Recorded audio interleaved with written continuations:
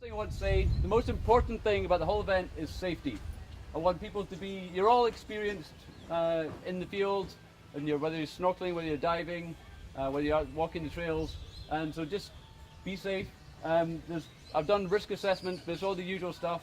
There's things like, be aware of getting too hot, heat stroke. You're going to make sure you're going to have water if you're walking the trails, wear sensible clothing, sensible footwear, bug spray, be properly clothed so you're not going to get eaten alive by bugs.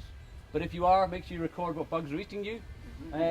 Also, be aware of snakes when you're on the trails. If you're not aware of the different types of snakes to look out for, either speak to John Murphy or look at the guide. These are the venomous ones, these ones you'll be aware of. But again, if you do see them, take a note. You also got trips and falls, so take your time on the trails. Don't be running along too hasty to get where you're going. Basically what the plan is, we're going to have 24 hours of collecting and observing and recording. So each group has got the sort of preset plans for what they're doing. I think the botanists are heading out 3 hours of collecting, then coming back here for identifying and sorting. The marine group heading up for a dive down at Marguerite. I think it's snorkeling as well. We've got the birders are just going all over, insect people all over, all the other groups just heading out on the trails.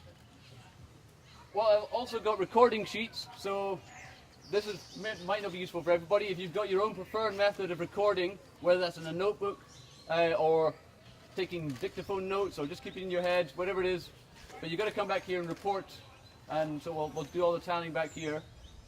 I'm going to set up the base camp, and so when people come back, we're going to be inputting all the data into the computer. Well, those who don't know me, I'm Stephen Rutherford. I'm an honorary game warden. I'm also work with CDA. I do work with CDA for mostly the environmental publicity and advisor. We have been removing cages from the bush.